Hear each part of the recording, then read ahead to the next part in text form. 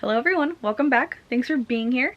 Today we're going to be talking about the YA books coming out next month that sound cool to me.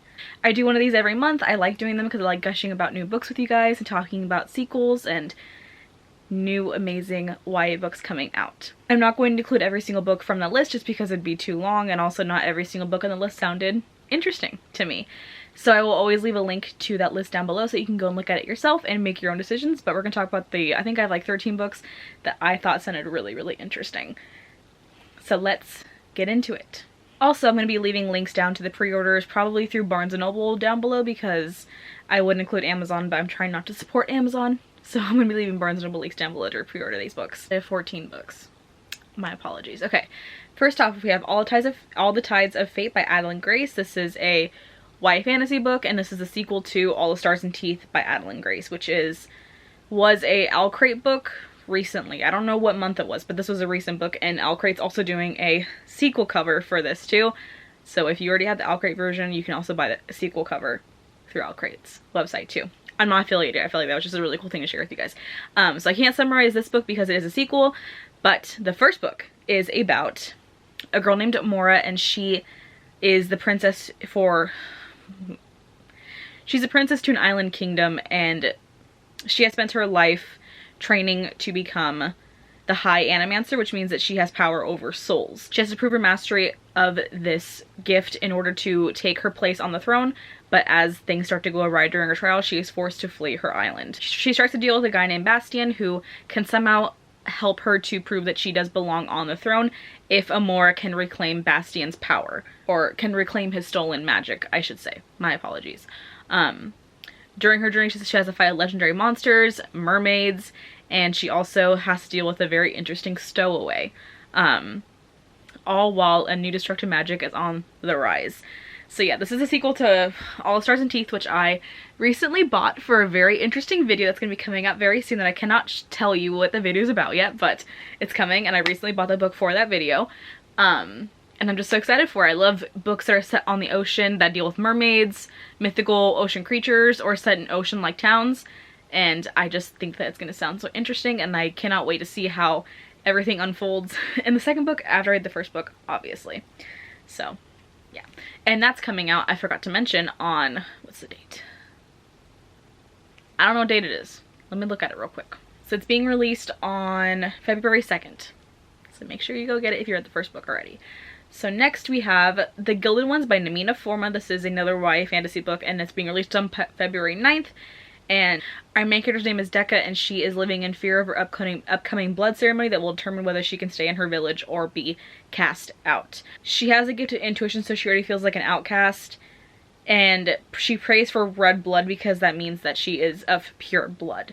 On the day of her ceremony, her blood runs gold, and she is considered impure, so she is cast out of her village, and Decca knows that she will face consequences for that gift worse than death. Then a mysterious woman offers her a choice. Either she can stay in the village and deal with whatever consequences there may be, or she can join an army of all gold-blooded girls to protect the emperor and fight for him. That sounds really interesting. I think it's supposed to come out last year, but it didn't end up coming out. So it's been on my radar for a long time. It's finally coming out next month, and I'm just so excited because we really need to be supporting Black authors, and I'm just so excited to have it come out, and everyone should go and pre-order it.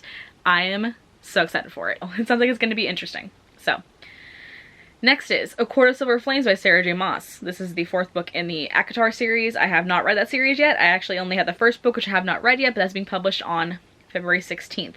It's basically following Nesta instead of Feyre, which Feyre is the main character in the first 3 books, and Nesta is kind of like a secondary character, and I have no idea what that means. But I thought that I would include it just in case you guys didn't know it was coming out or not. I don't know what the synopsis is for it. I don't really want to go through the synopsis. It's not that important to me, but it's a Sarah J. Maas book.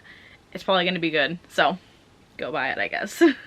Next we have Reaper of Souls by Raina Barron. This is another YA fantasy book, and this is the sequel to Kingdom of Souls, which, if you know and watched my wrap-up, which just uploaded before this video, I gave that book 4 stars. I really did love it. I had issues with the pacing of the book, but hopefully that does get rectified with this new sequel, and I'm just so excited because the last book ended on such a cliffhanger that I am so excited to read the book, and I have it pre-ordered. It's coming any day now, and I'm so excited because that book's gonna get published on February 18th.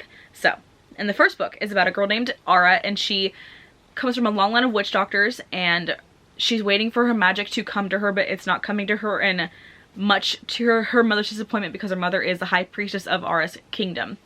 Her parents begin acting strange, and kids in her kingdom begin to disappear, and Ara must trade years of her life in order to gain magic to help out everyone around her, which is considered a very disgusting act, because people who do that are considered charlatans, and they're not respected in any way by people in the kingdom. So Ara does that, and she basically has to deal with a new magic in her body that she's not used to, while also trying to save everyone and everything around her while there's a new destructive magic on the rise.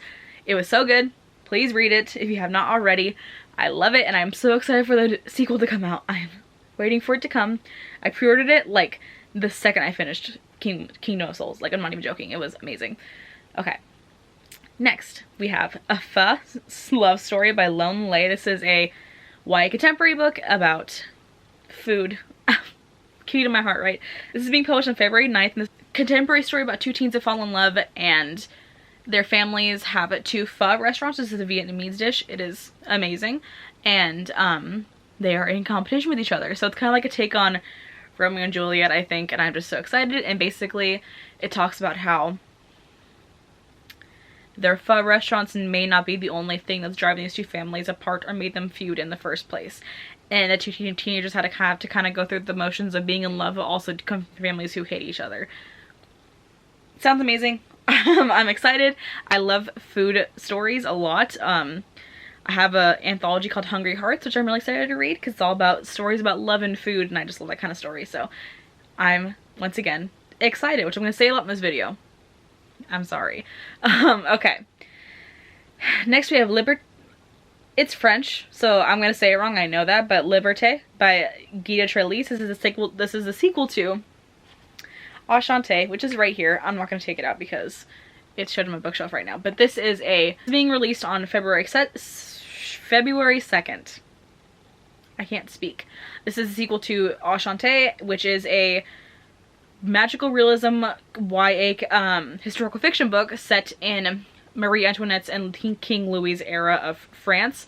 And our main character's name is Camille, and she has magical powers, and her family has disappeared for some reason, so Camille is left to take care of her two younger siblings, and kind of as a way to make ends meet, she does disguise certain things as money in hopes that it can put her through to making her comfortable.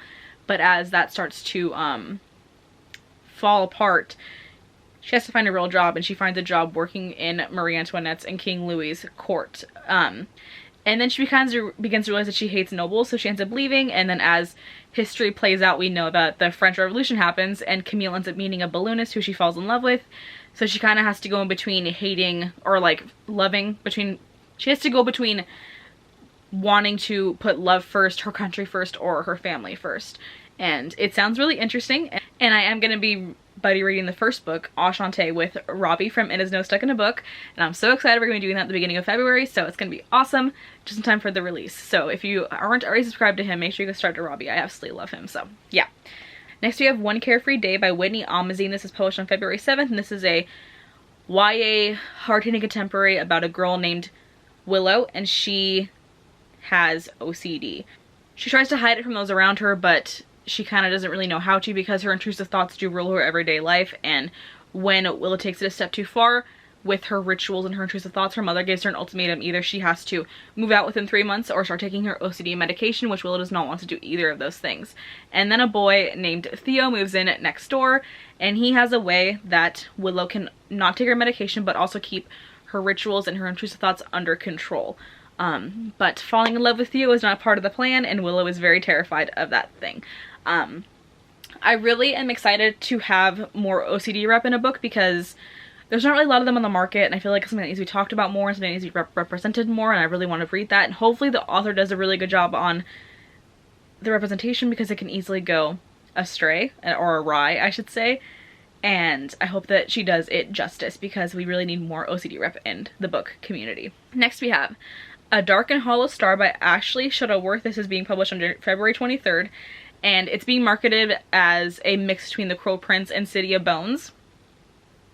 Which I don't know if I need to go further with that, because it already sounds like it's going to be amazing, and I'm already sucked in with that first part. But I'll tell you the rest of it because of what you're here for, right? But set in the underground world of Toronto, Canada, and it's about 4 teenagers who have to stop a serial killer from exposing their fey world to the people, the normal world above them. And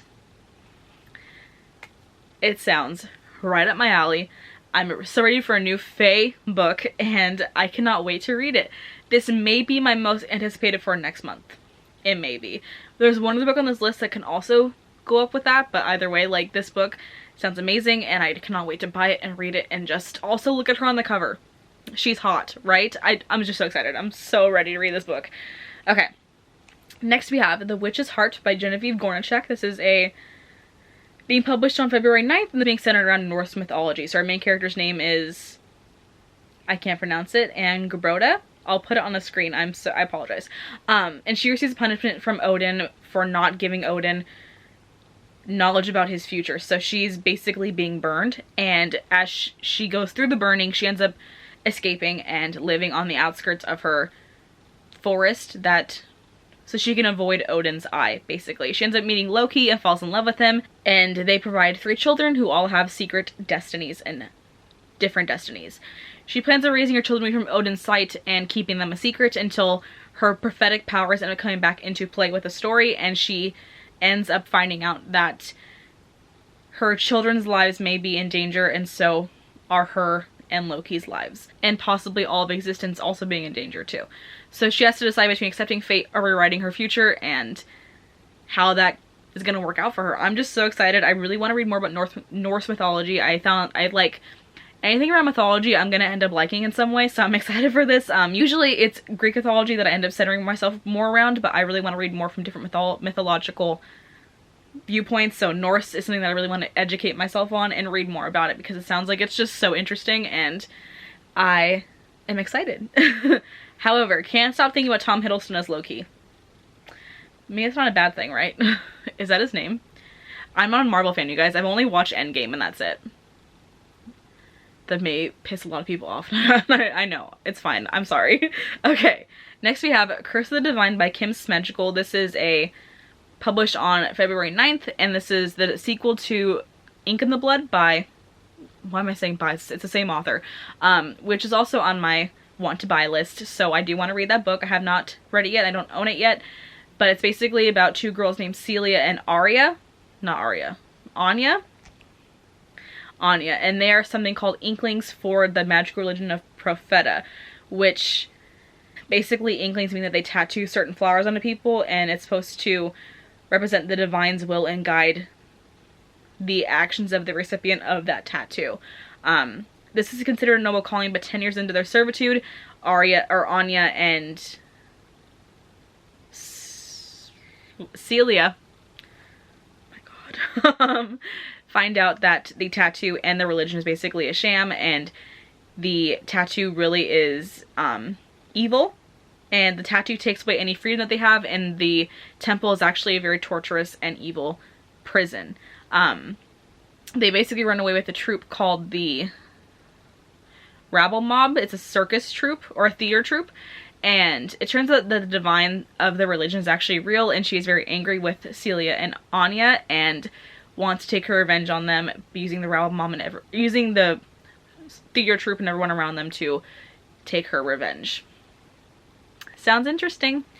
Like I said, have not read the first book yet. Need to get on that. I need to buy it. I'm just kind of waiting to, and it sounds like it's going to be really, really good. Sounds like something I haven't really read before. I really like the whole tattoo thing putting around into it, and I really like the whole thing about religion kind of being like something that isn't portrayed in a good way in the book, because I really think that that's like not really talked about in books a lot, so I kind of like am excited for that, so I'm ready to read it. Okay, next we have The Wide Starlight by Nicole L'Esperance, which has been posted on February 16th, and first of all, let's talk about the cover real quick, because this is probably one of the prettiest covers I've ever seen in my entire life. It is beautiful. I am so ready to read it, and the synopsis makes it even more better and wants me to read it even more. So this is about a girl named Eli, and she's trying to remember or recount the events of her mother the night that she went missing in Norway atop of an iceberg underneath the northern lights in the sky. Now Eli's living with her father in Cape Cod, and one night when the Northern Lights happens above her, she kind of like feels like she needs to call her mom again, so she tries whistling, and her mother ends up appearing as a person with snowy hair and frosty fingertips, and a hazy story of what actually happened when she disappeared that night years ago. Along with her mother's reappearance, strange things are happening at Cape Cod. There's narwhals swimming in the bay, there's meteorites landing in Eli's yard, and 3 shadowy princesses appear with ominous messages.